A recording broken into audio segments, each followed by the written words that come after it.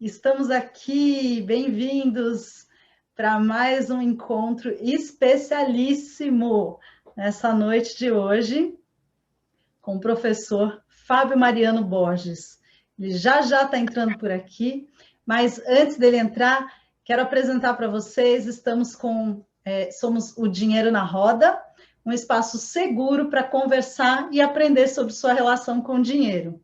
A ideia aqui desse espaço é trazer dúvidas, superar preocupações e compartilhar suas descobertas sobre sua vida financeira em rodas mediada por mim. Sou Andy De Santos, autora de livros, educadora, consultora financeira há 12 anos e também com a Bianca, a Bia Calheiros, que já está aqui com a gente, nossa produtora que proporciona as condições para que a roda seja um sucesso. E entre uma roda e outra, nós recebemos pessoas que nós admiramos para compartilhar um pouco sobre a sua relação com o dinheiro e também sobre seus estudos, suas observações nesse tema, suas vivências. E hoje é um grande dia porque a gente está recebendo um convidado muito especial, que é o professor Fábio Mariano Borges. Ele é sociólogo, é publicitário e doutor em sociologia do consumo, e há 30 anos ele trabalha com tendências, insights e inclusão da diversidade, dá aula sobre esse tema, ele dá aula como professor na Nottingham University, na Inglaterra, e na SPM e na USP. Então, vou convidar aqui o professor para entrar na nossa live, conversar com a gente, um grande prazer. Olá, Fábio, bem-vindo! Olá, tudo bem? Como está? Tudo bem, maravilha. Obrigada por aceitar nosso convite, obrigada por vir aqui conversar com a gente hoje.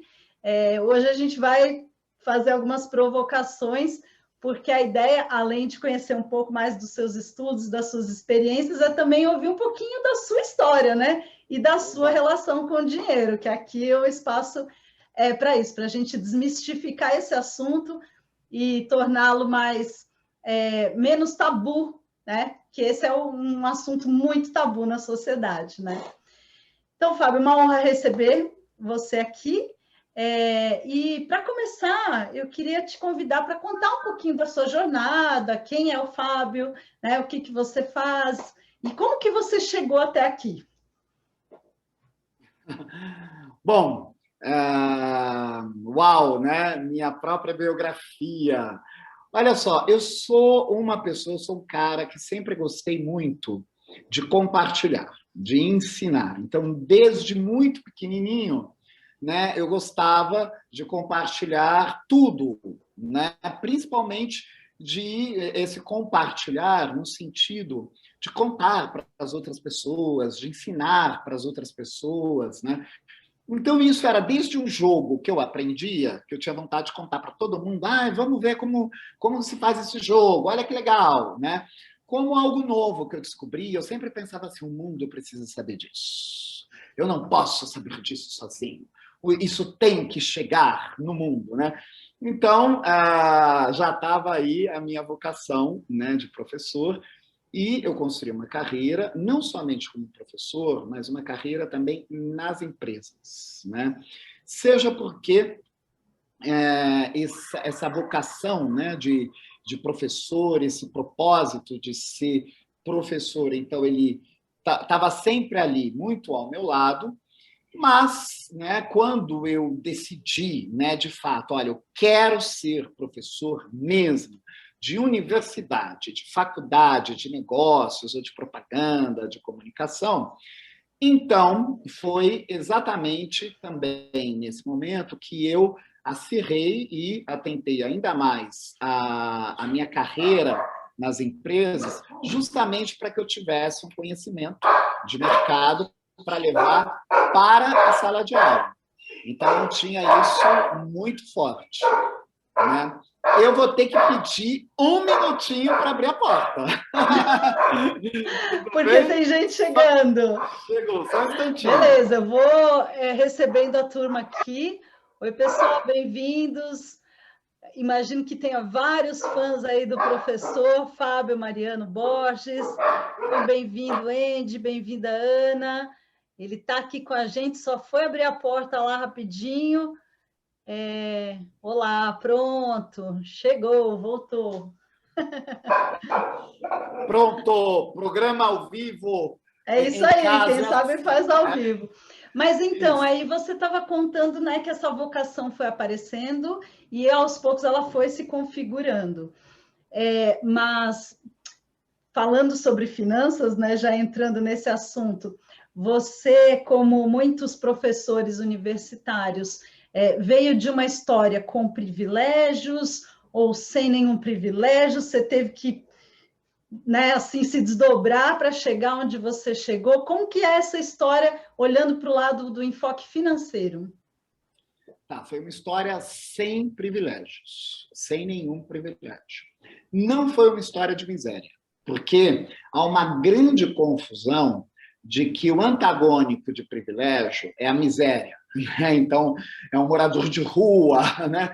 É aquela situação da vulnerabilidade total. Não, isso não é verdade. Existe, né, uma série de pessoas, mesmo muitas vezes uma classe média baixa, e entendendo classe média como classe C, não uma classe de elite, que não tem privilégios, né? Então, eu não experimentei a miséria, então eu não embora eu tenha vindo de uma família que a geração anterior ela tenha vivido, de fato, em situações muito miseráveis, muito vulneráveis, eu conheci a pobreza, mas não a miséria. Né? Mas, dentro disso, eu não tive nenhum privilégio, embora eu tivesse, então, o que eu não vou chamar de privilégio, a gente tem que atentar a isso, pessoas ao meu redor, né, e que eram esclarecidas ou que acreditavam na educação, acreditavam no futuro. Então, o que significa isso? Né? Vim de uma família que sem privilégios. Olha, eu sou o primeiro da minha casa que comprou carro. Eu só fui comprar um carro quando eu tinha, acho que 27 anos de idade, 28 anos de idade. Tanto que foi quando eu fui tirar carta também, porque ninguém da minha casa dirigia. Né? Era algo assim que ninguém sabia como fazia. Na minha casa não tinha telefone. Né? Nunca teve telefone fixo. A gente sempre morou em casa de aluguel. A gente sempre morou num fundo de quintal, um quintal compartilhado com outras famílias e durante muito tempo também, né, com banheiro compartilhado. O meu pai morreu quando eu era muito criança. Eu tinha 9 anos, meu pai faleceu. Minha mãe não tinha nenhuma profissão. Né? Então, ela tinha se preparado para ser uma excelente esposa, mãe, dona de casa. Então, ela levou ali um susto, né? E eu me lembro que a gente passou cerca de 6 meses, né, vivendo de doação de cesta básica de uma igreja evangélica que a gente frequentava. Até que ela, né, conseguiu um trabalho e tal, e daí passou a sustentar a casa. Então, a minha realidade é de uma casa sustentada por uma mulher que ficou viúva, que não estava preparada, que não tinha nenhum preparo para o futuro, que não tinha nenhum esclarecimento, que não tinha nenhuma educação sofisticada, mas ela acreditava que era importante apostar na minha educação. Né? Então, ela buscou rumos para isso, caminhos que eu, como criança, não conseguiria buscar. Então, eu fiz o curso primário numa escola pública e quando eu fui para o curso ginasial, que ainda é também uma parte do ensino fundamental, então eu passei para uma escola particular, porque ela foi lá, ela procurou saber como que conseguir uma bolsa de estudos, quais documentações ela tinha que levar. Então, eu fiz o curso ginasial, né, e o curso antigo, né, colegial, que daí é o ensino médio, né, numa escola privada, numa escola particular, uma escola de freiras. Então, claro, o ensino era muito melhor, e isso me colocou também num convívio de pessoas né, digamos assim, que foram me mostrando outros horizontes, né? Mas, durante a faculdade, né, eu não tinha nenhum privilégio. Eu fiz a SPM, também fiz USP. Na SPM, eu era bolsista, eu tinha bolsa, então foi o mesmo esquema. Aí, o que minha mãe tinha feito lá atrás, eu fui lá e repeti, né, imitei na faculdade, deu certo, né, consegui a bolsa. Mas eu me lembro de várias vezes eu saindo da aula à noite da USP, às 23 horas, e daí o último ônibus que tinha naquela época para a região onde eu morava saía meia-noite do Parque Dom Pedro. Então, assim, eram várias vezes que eu não conseguia chegar exatamente à meia-noite no Parque Dom Pedro, né? Porque a gente está falando de uma época também que a gente não tinha várias linhas de metrô, as linhas tão extensas, várias linhas de ônibus, não tinha corredor de ônibus, não tinha nada disso, né? Então, eu me lembro de várias noites eu chegar no Parque Dom Pedro e ficar no Parque Dom Pedro Virar a até noite. exatamente, até às 5 horas da manhã do dia seguinte, quando então vinha o primeiro ônibus para ir lá para o meu bairro, né?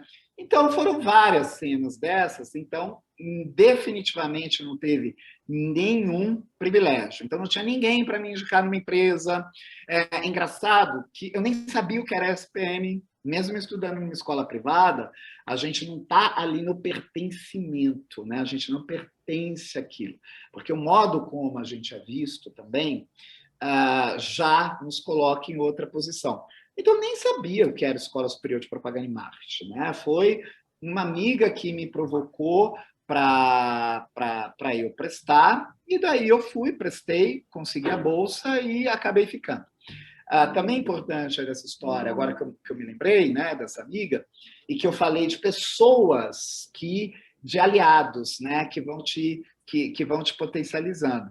Então, uma professora do colégio, já de Freiras, onde eu estava, ela, né, um dia tomou uma iniciativa e conversou comigo e perguntou se eu tinha interesse de fazer curso de inglês. E daí eu disse que sim, e daí ela me deu uma bolsa numa escola de idiomas. E daí eu fui para essa escola de idiomas. Quando eu fui para essa escola de idiomas, eu então fiz uma amizade com uma outra professora que virou para mim e falou assim: olha, eu sei de um lugar melhor para você. Você vai lá na cultura inglesa, né? E daí você se inscreve para poder ter bolsa lá na cultura inglesa. Então, eu fiz o inglês na cultura inglesa com bolsa também, né? Porque essas pessoas foram me orientando. Inclusive, outro dia eu estava conversando com um dos líderes da cultura inglesa, falei, cara, que cruel aquele esquema de bolsa, né? Porque a gente praticamente tinha que dar um atestado de pobreza. Era oficialmente isso, né? Mas então eu não conheci esses privilégios, só que eu fui percebendo ao longo da minha vida que tinham pessoas, né, que em algum momento poderiam me apoiar, poderiam me ajudar, poderiam abrir algumas portas, né, diante de caminhos que eu começava a olhar e começava a achar que eu tinha que seguir por ali. Você está trazendo algo, desculpa não sei se eu cortei o teu raciocínio, mas você está trazendo algo que acho que para mim é muito interessante, até de sintetizar em algumas lições, né? Então, a educação, as pessoas me perguntam, Andy, qual é o melhor investimento? Né? É investir na bolsa, é investir na poupança, é investir... Educação, gente, educação, educação, educação. E é isso, né? Você talvez não tivesse os meios materiais para já começar a sua história, a sua trajetória numa escola particular ou né, com pagando uma mensalidade alta e tudo nas melhores escolas, mas existia um propósito, né? Existia um investimento de crença, né? De intenção em te oferecer essa educação dado pela sua mãe. Sim. E por uma rede de apoio, que eu acho que também isso, falando em baixa renda, né? A gente observa, eu já tive alguns projetos em comunidades em que a gente observa muito a importância dessa rede, né, dessa conexão entre as pessoas, que é um verdadeiro patrimônio, né, das pessoas e que traz uma riqueza, né, de possibilidades que sozinho a pessoa não chega lá. Faz sentido isso? Olha, faz todo sentido. A gente precisa sempre dessa dessa rede de apoio de pessoas, né, que também nos estenda a mão, que abra uma janela, abra uma porta, né? Então, eu tive muito disso, né? E foi muito legal, inclusive agora, né, fazendo aqui essa retrospectiva, me lembrar e ser eternamente grato a essas pessoas. Curiosamente, né, e também para... eu não sei se dá para generalizar, mas contando aqui da minha experiência pessoal, né, tem também uma questão que é a questão do indivíduo, né? O que o indivíduo vai fazer, o que aquela pessoa vai fazer com tudo aquilo que o entorno está dando. Então, deixa eu já começar a contar para vocês, né? Como eu falei, eu vivi durante muito tempo em quintal que tinha banheiro compartilhado, né? E eu só fui conhecer de fato que era um banheiro, tal, onde se tomava banho, se fazia, né, outras coisas, lá por volta dos 7 anos. E daí eu olhava para tudo aquilo, quando eu descobri que tinha um outro banheiro. Então a minha postura era assim: eu não posso nunca mais na minha vida ter um banheiro compartilhado desse. Não quero, não posso. Isso é horrível. Então, tinha dentro de mim uma característica, assim, uma atitude que eu não vou chamar de ingratidão, né? Mas que era a palavra mais correta, totalmente inconformado com aquele cenário que me deram. Né? Então, claro, eu não era um sujeito fácil, né? Eu era um sujeito, né, que não era o rebelde sem causa, mas eu estava vendo que aquela situação ali não podia ser, né? Então, desde muito pequeno, eu pensava: nossa, mas por que eu tive que nascer desse jeito? Nossa, mas por que eu tenho que ter um banheiro assim? Não, eu não posso mais, nunca mais eu posso ter um banheiro assim, né? Então, eu também me lembro que eu sempre brincava, até por conta dessas coisas do ônibus, porque, por exemplo, né, eu contei de eu ficar no Parque Dom Pedro até às 5 da manhã, mas eu também tinha que levantar às 5, né, para conseguir pegar o ônibus no bairro onde eu morava, na porta. Então, né, eu não sei se hoje, já faz muito tempo que eu não ando em ônibus, né, que eu não pego transporte público, ônibus, no horário do rush, mas eu me lembro que uma vez, eu indo para a faculdade, quando o ônibus passava pelo meu bairro, ele já vinha também de muito longe, e ele ia para o centro. Na hora que ele passava pelo meu bairro, era 1h30 até chegar ao centro. Né? Então, eu pegava nesse ônibus 1 hora, no momento que ele já estava lotado, e, claro, eu tinha que ir pendurado na porta. Né? Não sei se as pessoas aqui estão entendendo, pendurado na porta é pendurado na porta. Você vai do lado de fora do ônibus. Sim. E daí eu me lembro que uma vez eu estava assim, segurando, né, num batente, num suporte ali, né, para que dá acesso à porta, e estava do lado de fora. E daí a mochila que eu estava aqui nas costas começou a escorregar e começou a cair. E começou a cair. Eu sei. Aí, um sujeito que estava do meu lado, também segurando nesse batente, ele pegou, veio ali por trás com a mão e puxou a minha mochila. Né? Então, tem essas coisas que vão acontecendo. Mas aí também eu olhava para tudo isso, agradecia a ele e pensava: isso não pode continuar, você tem que sair disso daqui. Não pode viver nisso, né? Então, tem uma questão aí individual que, olha só que curioso, né? Eu não venho de uma família de leitores. Então, na minha família, ninguém lê, ninguém gosta de ler. Minha mãe, né, era alfabetizada, mas nunca foi uma apaixonada por leitura, tal. Eu sempre adorei ler. Sempre adorei. E uma vez, né, quando meu pai estava muito doente, uma irmã dele, ou seja, uma tia minha, foi passar uns dias lá em casa para cuidar dele. E no domingo, né, a gente foi na banca de jornal e daí ela comprou a Folha de São Paulo, né, tirou, né, da Folha de São Paulo, do jornal, um encarte que tinha na época, que era folhinha. E daí ela falou: esse daqui é para você, é o jornalzinho de criança. E daí, né, daquele domingo em diante, eu resolvi que eu tinha que ler aquela folhinha sempre. O povo da folhinha deve ter se enchido muito o saco de mim, porque o que acontecia? Eu escrevia carta para eles, mandava desenho, então era louco para que eles publicassem alguma coisa, né, minhas. De novo recebemos cartinhas para Mariana, né? Era bem por aí. Mas você sabe que uma vez eu contei isso para ela. Eu falei: olha, aquela folhinha, ela formou um hábito de eu ler o jornal. Porque daí eu fui me obrigando, eu mesmo me desafiava. Eu falava: agora você não vai ler só a folhinha, você vai ler o jornal inteiro. Né? Vai passar o domingo lendo o jornal inteiro. Né? Vamos ler as notícias. Então tem também aí um ímpeto, né? Algo muito pessoal, né, que transcendia aquele meu entorno também. Que é o que você faz com os recursos que lhe oferecem, né? Como você lida com isso e como você multiplica, potencializa e trabalha, né, a seu favor com essas com essas oportunidades, né? Enxerga Sim. como oportunidades e não como algo que, né, que não vai te ajudar. Uhum. Então, muito interessante essa tua história, e eu imagino que você, nessa época, talvez lendo folhinha ainda, não passava na tua cabeça ser professor, né?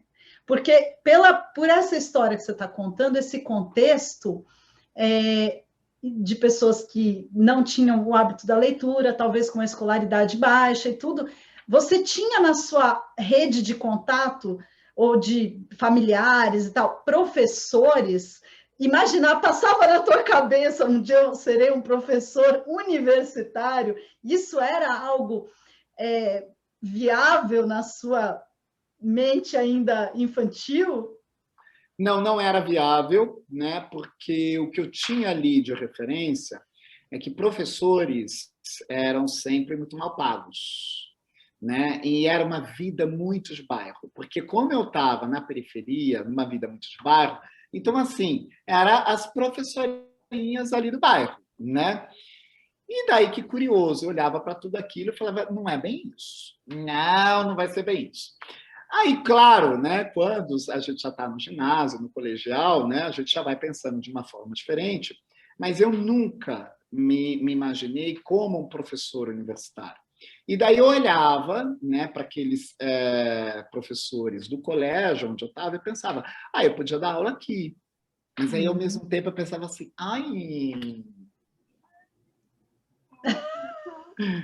vamos mais, vamos mais, vamos mais. E daí, no primeiro dia de aula que eu tive na ESPM, entrou uma professora, logo no primeiro dia de aula, né, que foi a Flávia Flamínio, que hoje é uma das principais diretoras da SPM, e daí ela começou uma aula, e eu nunca vou me esquecer, ela fez uma aula super rápida, porque imagina, né, era primeiro dia de aula, época ainda que tinha muito trote, muita bagunça, né? Ela foi lá, deu 5 minutos e foi embora. Na hora que essa mulher entrou, se dirigiu à sala e falou, eu pensei comigo: eu quero ser que nem ela. Eu quero dar aula aqui. Eu vou dar aula aqui, eu quero dar aula em faculdade. Pronto, resolvido. Não foi algo que precisou de muita reflexão, né? Assim, de pensar Um muito. impulso Não, foi assim, que já está brotou, né? decidido, está Uhum. decidido. Né? E daí eu ficava olhando o currículo dos professores, que eu ficava pensando: deixa eu ver o que precisa ter para ser contratado aqui. Né? Precisa ter experiência de mercado. Então, vou lá ter experiência de mercado. Mas uma coisa muito interessante também é que na minha cabeça nunca eu consegui visualizar eu dedicado a uma única atividade. Eu nunca consegui visualizar isso. Então, eu acho que isso, né, hoje eu estou falando super confortável, né? Lá atrás era o horror da minha Um vida, transtorno, né? Porque não, é como se transtorno, você fosse uma pessoa super indecisa, que não consegue encontrar exatamente. um caminho, um foco. Isso pode ser bem Isso. complicado, né? Isso, aí fazia curso de tudo, né? Então, me lembro que tinha as oficinas Oswald de Andrade, com cursos gratuitos, eu fui lá, fiz oficina de desenho, oficina de fotografia, oficina de teatro, e daí muita gente virava para mim e falava, isso para quê? Serve para quê? Isso é para quê? Aí ia, me metia em rodas de filosofia e tal, porque eu pensava, podia fazer isso, podia fazer aquilo outro. Então, tudo que eu olhava também eu achava que eu podia fazer. É um verdadeiro amor pelo saber, né? Por Verdade. aprender, por descobrir. E isso tem muito a ver com o caminho que você trilha hoje, né? Como Uhum. antropólogo, sociólogo. Então, esse interesse, né? Essa curiosidade, esse desejo de conhecer sobre as pessoas, sobre os seus comportamentos, sobre como a sociedade funciona, e tem muito disso na tua atuação, né? E aí, como é que chegou essa coisa de estudar comportamento do consumidor? Como que isso foi se delineando ou foi algo natural? Como que chegou essa decisão, esse caminho? Olha, foi muito espontâneo, acho que foi muito natural, né, na forma de dizer, porque eu, vindo, né, dessa origem pobre, tem tudo a ver com isso. O que eu sempre pensava, principalmente quando eu vi a ESPM e mesmo quando eu vi a USP, né? Eram ambientes de pessoas muito privilegiadas. Em especial naquela época, estou falando aí do final da década de 80 para início da década de 90, que foi quando eu fiz o meu curso na SPM e meu curso na USP. Então, não se falava em baixa renda, não se falava em inclusão, não se falava em antirracismo, não se falava nada disso. Então, eu olhava para tudo e falava, cara, o circo já está montado e você não foi convidado, porque essas pessoas se conhecem há muito tempo. Então, eu ficava muito surpreso como, em ambas as faculdades, as pessoas, né, aqueles alunos ali, eles já se conheciam porque eles tinham estudado na mesma escola, então, se encontravam no Clube Paulistano, se encontravam no Pinheiros, eu não me encontrava com ninguém. Né? Então, assim, um conhecia o outro, porque é meu cunhado, porque não sei o que da minha tia. Eu assim, gente, né, não vai rolar, eu não faço parte do rolê desse povo, né? Então é bom eu escolher uma área que ninguém queira, né? Porque daí já Foi que ninguém assim? quer, ninguém quer, aí eu chego lá e falo, tem eu. É levar ou ficar sem ninguém, o que você vai querer? Daí que eu acabei, né, ali meio que optando, mas diante desse raciocínio, vamos para essa área que aqui não tem ninguém, né? E a gente vai fazer show, vamos lá. Então, eu fui para a área de pesquisa de mercado. Então, até hoje, é uma área que tem muita carência de profissionais, né? Em geral, o pessoal na faculdade não pensa em trabalhar com pesquisa de mercado. Eu também fui para pesquisa de mercado, porque eu sempre fui muito bom na matemática. Então, o que eu via daquele povo de humanos? Eu olhava e falava, gente, esse povo rico nem fazer conta sabe. Povo ruim, não sabe fazer conta, daqui que eu faço. Aí, o que eu pensava? Ótimo, vou para a área de pesquisa de mercado, pegar umas coisas bem quant, que daí, na hora que esse povo chegar para mim, que eu tenho medo de número, eu falei, eu não tenho, daqui que eu faço. Né? Já pega o peixe para mim, né? Já fica para mim. Então, de fato, essa foi uma das razões, mas não era uma razão sozinha. Né? De fato, quando eu tive contato com a área de pesquisa, eu gostei muito. Seja porque um dos meus primeiros trabalhos de pesquisa era ter contato com as pessoas, era fazer pesquisa com pintor de obra, né? Então eu tinha uma grande facilidade de ir nos lugares, conversar com as pessoas. E daí eu fui percebendo também, né, o que demorou até um bom tempo para me convencer, que eu tenho, né, uma áurea, vamos dizer assim, né, que magnetiza as pessoas para contarem a vida delas para mim.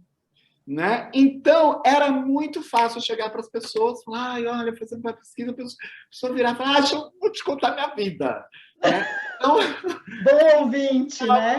eu voltava sempre com relatos, assim, super Riquíssimos. completos, ricos, né? E daí eu fui gostando da área de pesquisa de mercado, eu fui vendo que era uma área que tinha poucos profissionais, então que valia a pena eu investir numa carreira, né? Porque ali eu conseguiria, né, excluído, eu não precisaria da indicação de ninguém, né? Porque eles também precisariam de mim, né? Então Entendi. teria isso. Então também foi um jogo aí, né, que hoje eu percebo, na época não, um tanto de empoderamento, né, que é assim, eu vou para essa área sem pedir favor para ninguém, tá? Vou me fazer sozinho e todo mundo vai ficar quietinho.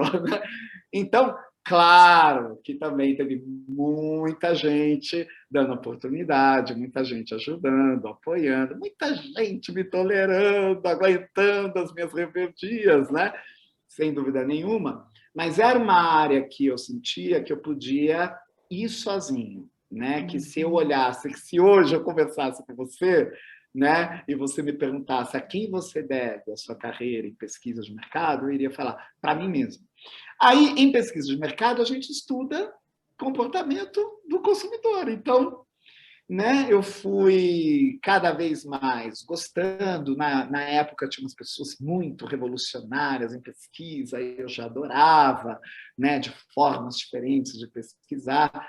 Então, para mim, foi sempre uma forma de pensar, né, um dos nossos lados humanos, né, e que ainda é pouco estudado numa abordagem mais humanizada, numa abordagem mais antropológica, numa abordagem mais sociológica. Entendi.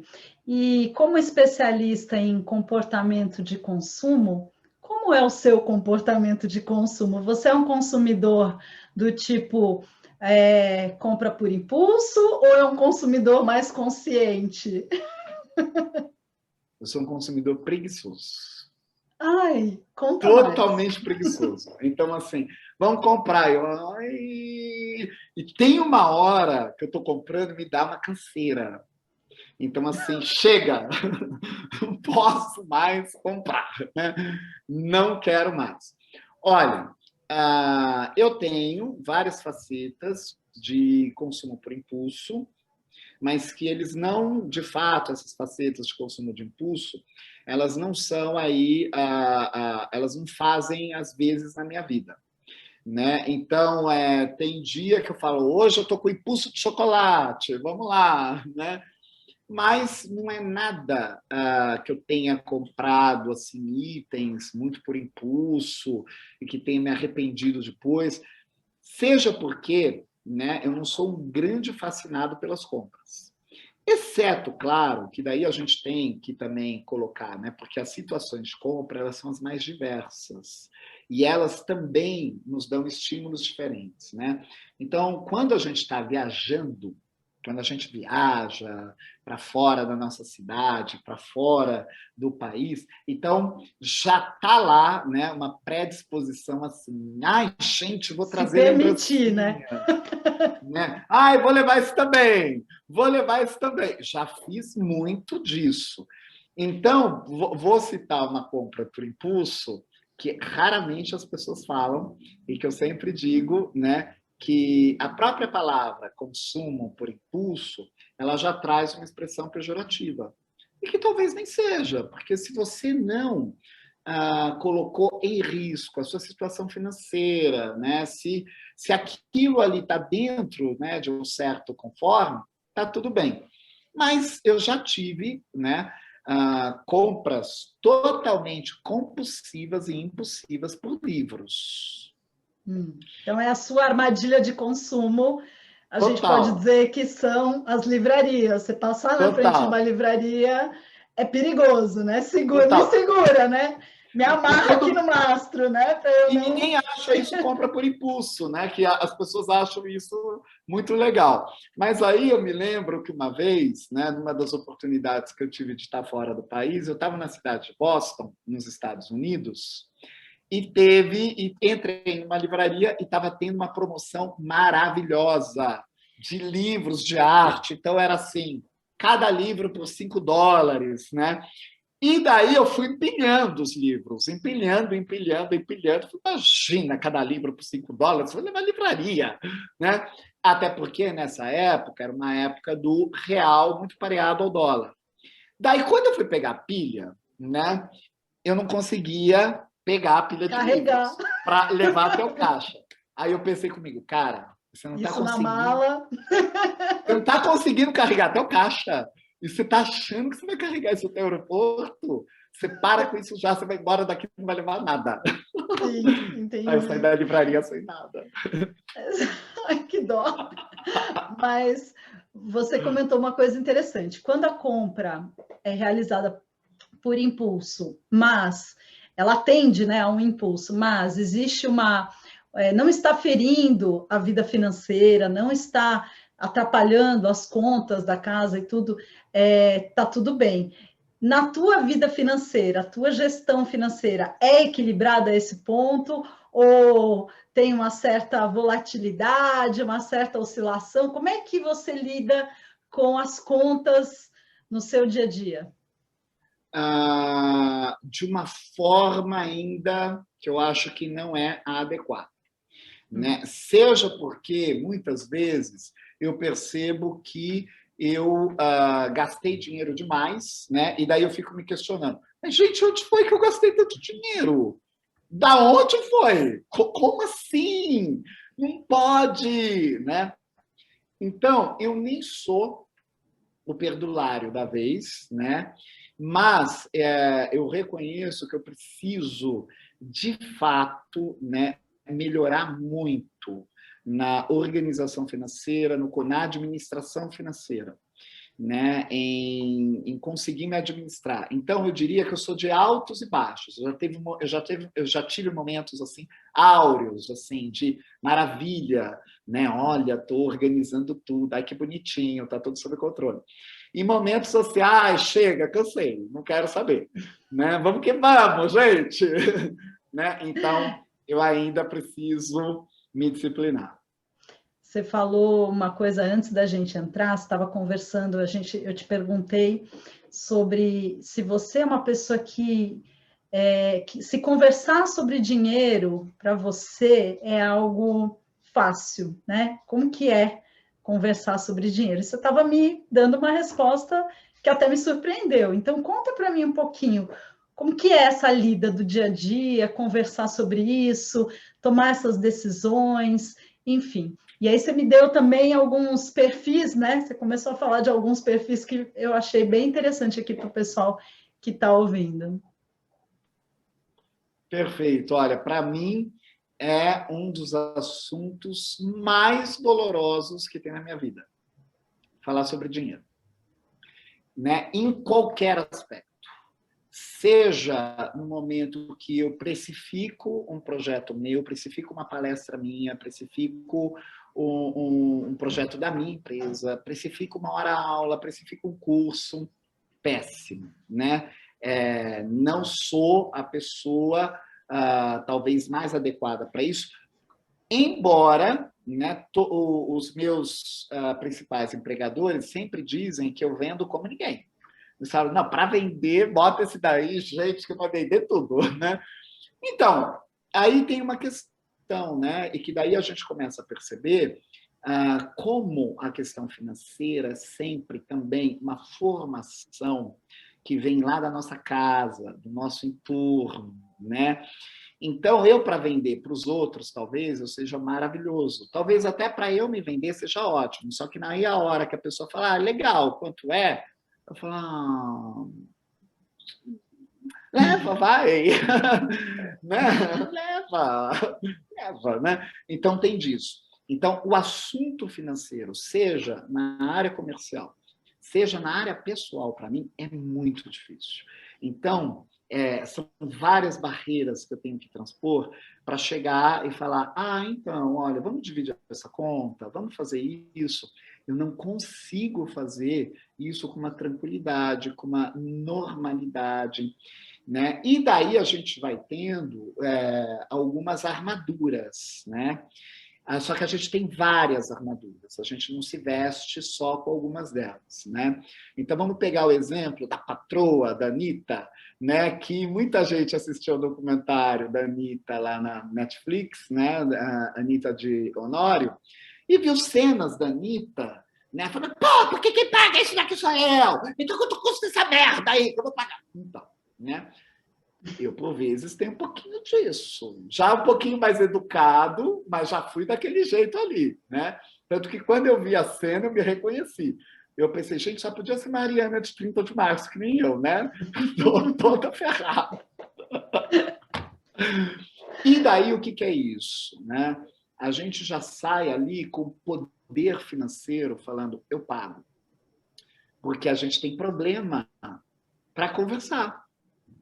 Né? Então, é exatamente por isso. Tem uma outra roupagem que a gente usa, que é a roupagem, eu sou super racional, só vou falar de dinheiro. Isso daí rende quanto? Eu, às vezes, tenho isso. Não, mas isso daí rende quanto, esse papo aí? Não rende nada, né? Então, né? Então, como se fosse o grande capitalista selvagem da vez, como se só pensasse na renda, né? O que também não é verdade. Isso é uma outra forma da gente se proteger e a gente está avisando o que para outra pessoa. Nem venha com nenhum apelo emocional, porque eu vou me destruir inteiro. Né? Que então, vai me quebrar, então eu vou me proteger nessa capa de super racional. Exatamente, porque a gente vai percebendo que o nosso lado, né, para a gente se comover, se sensibilizar pelo emocional, é muito forte. Aí tem também, né, o outro lado, que é o grande pagador de tudo. Vai jantar, eu pago tudo para todo mundo. Viajar, eu pago tudo para todo mundo. Né? Que tem ali também o outro traço da Anitta, né? Que chega um tio, chega um parente, quero um carro novo, tá aqui, carro de 300 mil, vai lá. Né? E que a gente é visto como o generoso da vez, o legal da vez. O que a gente está tentando mostrar nesses atos, entre várias características, né? Não só pegar do dinheiro, né? Você vem, você me pede, eu te dou, eu te empresto, estamos de boa. O que importa na vida é a sua essência, né? Então, a gente até, desculpa te interromper, mas até uma questão de autoestima, né? Assim, total. Porque se eu não pagar, será que essa pessoa vai me querer por mim mesmo, né? E aí depois a gente se sente também abusado, né? Então eu pago, não dou nem a chance da pessoa me convidar, eu já vou convidando para ela não ter a opção de dizer não, e depois eu falo, todo mundo só pensa em mim porque quer dinheiro, né? Eu também me vejo como uma vítima dessa história. Então, é um processo bem íntimo, né? Bem, o buraco é bem mais embaixo, né? Do que só nos números, né? É um túnel, não é um buraco. Não um poço, né? É um buraco negro ali, né? Que tem ali no espaço, é danado esse lugar, né? Porque é exatamente isso, tem a ver com a baixa autoestima, com a falta de autoconfiança, com a necessidade de pertencimento, com a necessidade de se sentir, né, importante na vida de alguém. Né? Então, tem a ver com tudo isso, e tudo isso é muito perverso, porque tudo isso come dinheiro. E o dinheiro, ele é um instrumento de poder, né? E ele trabalha, né? Ele, apesar de que alguns dizem que o dinheiro em si é só uma ferramenta, né? Ele não tem uma personalidade, ele não tem uma, vamos dizer assim, uma ideologia, né, em si próprio, porque ele é um objeto, teoricamente, mas ele confere poder, né? Ele tem essa característica. Você com o dinheiro, quando você chega num lugar, por exemplo, que você tem o dinheiro para negociar, você já vem, né, com o nariz mais empinado, né? Se você está endividado, se você está mais assim, devendo para a praça, com o nome sujo, você já fica mais, né, submisso. Então, ele dá esse efeito, né, nas pessoas. Olha, excelente observação que você fez. Eu nunca tinha pensado, né, de uma forma talvez mais complexa, mais profunda sobre isso que você falou, e eu vou fazer aqui uma análise sociológica a respeito do que você falou. Que você falou, olha, dizem que o dinheiro é apenas uma ferramenta, mas, na verdade, ele já confere o poder. Você está certíssima, porque nada, absolutamente nada, está solto de um contexto. Tudo está contextualizado. Então, quem sou eu hoje, né? Quem sou eu hoje importa o país onde eu estou, aonde eu nasci, todo esse contexto, né? O ano de 2021. Então, tudo está contextualizado, né? Então, eu não sou o Fábio de há 10 anos, obviamente, porque o contexto era outro. Né? Não que a minha personalidade tenha mudado, mas eu não posso me descolar do contexto, isso não existe. Então, o dinheiro seria uma ferramenta somente se esse dinheiro estivesse numa sociedade que entendesse esse dinheiro só como uma ferramenta, o que não é verdade. Então, a gente está num ambiente onde essa sociedade entende que quem tem dinheiro tem mais. Então, ainda que eu mesmo negue isso, a sociedade, as outras pessoas vão se voltar para mim com essa característica. E daí, o que você estava falando me remeteu também que não é só a questão de que a gente, numa negociação, chega, né, com mais poder. Na verdade, o dinheiro atribui, sim, uma certa tranquilidade psicológica para nós, para determinados problemas. Porque você tem como acessar, você tem acesso. Então, se, né, um parente seu, alguém na sua casa hoje, passa mal, e você vai levar no hospital privado, e você tem dinheiro, está tranquilo. Exatamente. Se esse dinheiro não existe, como é que você faz para socorrer? Se você está numa viagem, né, e ali você começa a se preocupar, será que eu posso fazer isso? Será que eu posso fazer aquilo? Né? Mas você tem dinheiro, você fica mais tranquilo, porque você pensa, depois eu vou sacar um pouquinho do dinheiro da reserva, eu que trabalho depois eu vou me esfolar, né? Então você está mais tranquilo ali. Se, né, você não tem esse dinheiro, você já está ali na tensão. Peraí, eu não sei se vou ter dinheiro para isso, eu não sei se vou ter dinheiro para aquilo. E essa tensão, ela pode, né, ela facilmente vai transbordar para as outras pessoas, né? Seja porque a gente vai ficar mais tenso, a gente vai ficar mais triste, a gente vai ficar mais nervoso, a gente vai querer ser o provedor e não vai conseguir, né? Então a gente vai ficar desesperado com as pessoas ali, filho, alguém está tentando comprar algo que não estava previsto, a gente tem que controlar. Então, veja só, o dinheiro não está nessa questão do poder, ele é tão forte, né, que ele, inclusive, nos traz, né, esse poder de ter a tranquilidade. É isso mesmo. Eu costumo dizer que a melhor maneira de você transformar um problema em dois é não tendo reserva financeira.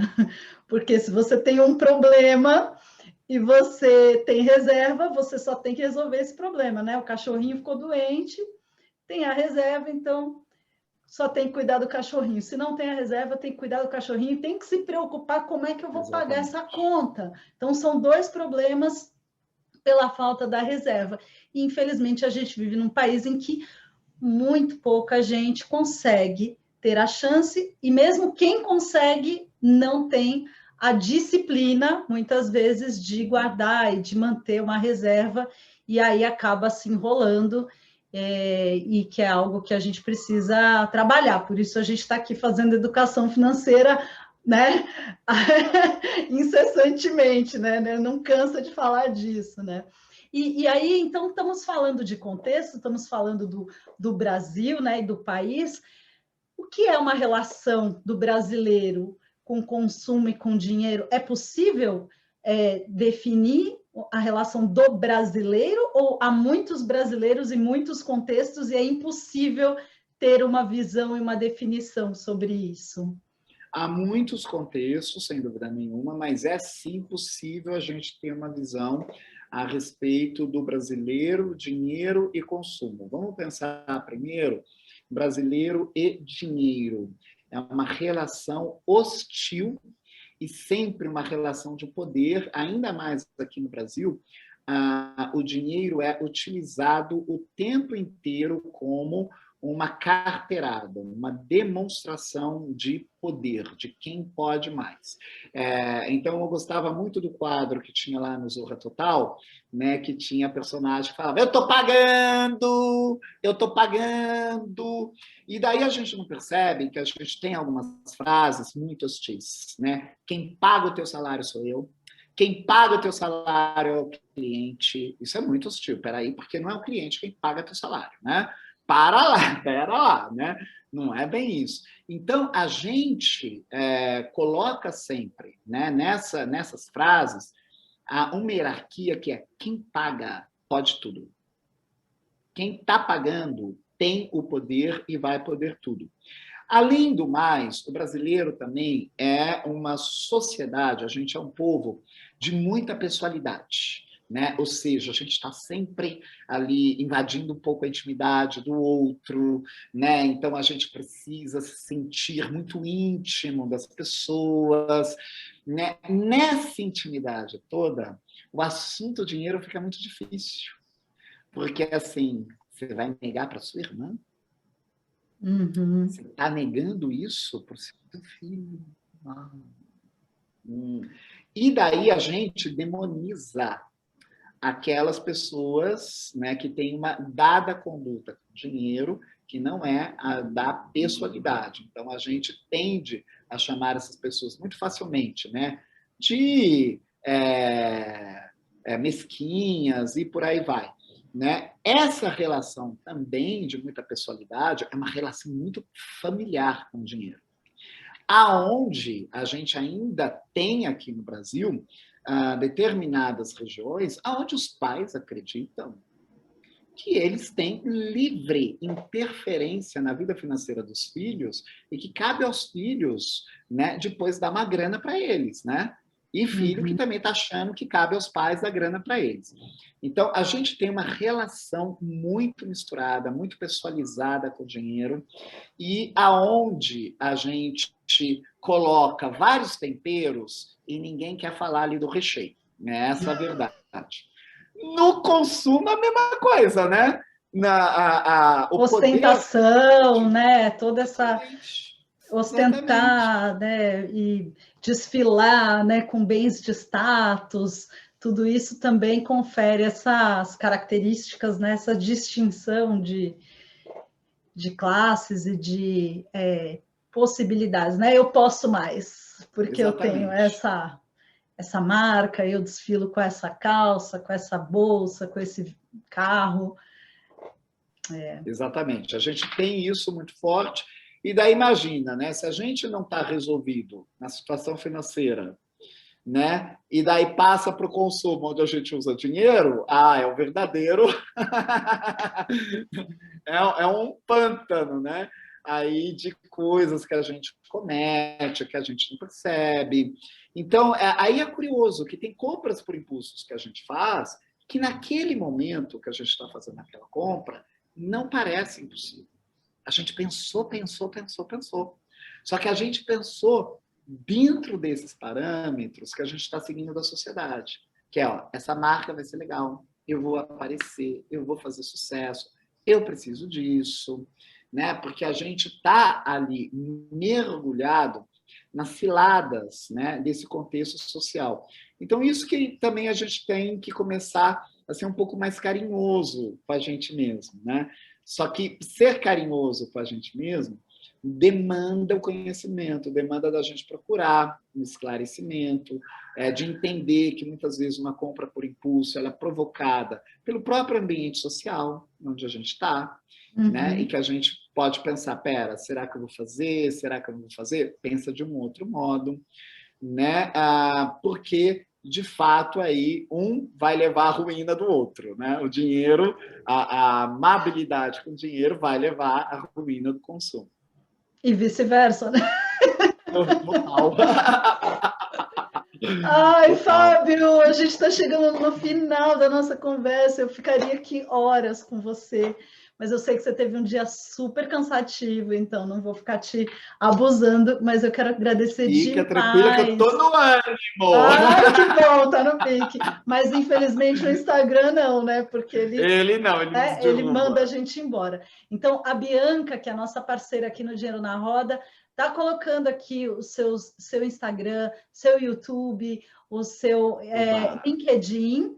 E eu quero convidar todo mundo que está assistindo e que veio aqui também por conhecer o Fábio e segui-lo, para seguir a gente aqui também no Dinheiro na Roda, que aqui tem conversas muito bacanas sobre dinheiro, sobre consumo, sobre vida financeira, gestão.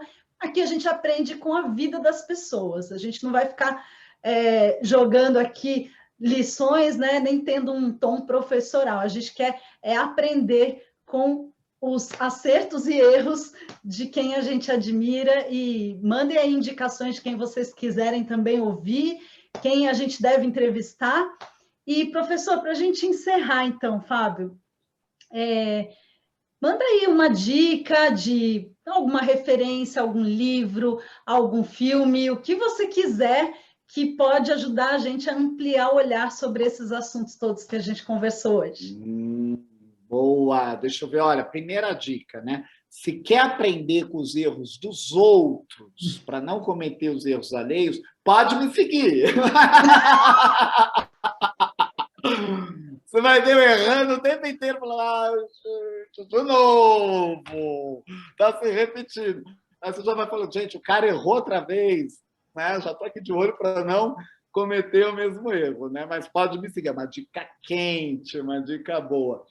Agora, deixa eu ver, eu acho que a respeito aí, né, de consumo, de dinheiro, né, de tudo isso, da força que nós temos também de fazer o dinheiro trabalhar para nós, tem uma série na Netflix que é Made by Yourself, alguma coisa assim. Deixa eu me lembrar a história de... Olha que feio, eu vou dar dica e não consigo me lembrar o nome. Eu vou falando, então, algumas dicas. Tem um livro que eu vou deixar aqui enquanto você pensa, professor, Família, Afeto e Finanças. Muito interessante, que fala sobre essas relações envolvendo os sentimentos familiares e as finanças. E um livro chamado Escassez, que fala sobre essa questão de quanto o endividamento rouba cognição nossa e dificulta também que a gente, inclusive, tome decisões sobre a nossa vida prática e acaba gerando mais escassez ainda. Então, são duas dicas aí. E aí, lembrou da... A dica, já peguei aqui, ó, Google é vida, né? Google é uma maravilha. Já peguei aqui, ó, Self-Made, né? É uma série que tem na Netflix, é uma minissérie, né? Que também é chamado A Vida e a História de Madame C.G. Walker, né? Então está traduzido para o português como A Vida e a História de Madame C.G. Walker. Eu acho que mexe tudo com isso, né? Como ela estimulava um consumo empoderado, um consumo consciente, como ela também ali, né, articulava as comunidades, né, para todo mundo ter dinheiro, né, as questões financeiras que ela enfrentou. Então, acho que é um filme bem legal. Bem legal. Tem 4 episódios, né? Acho que é curtinho, mas é maravilhoso. Muito obrigada, querido! Espero Obrigado. poder recebê-lo aqui de novo, para a gente conversar mais dessa história. E tem muitas coisas aí que a gente precisa aprender mais contigo. Seja sempre muito bem-vindo aqui. Pessoal, muito obrigada pela participação. Um abraço a todos. Sigam a gente para conhecer mais histórias e vamos em frente aí. Prosperidade para todo mundo. Um abraço. Super obrigado. Beijos, beijos. Tchau, tchau.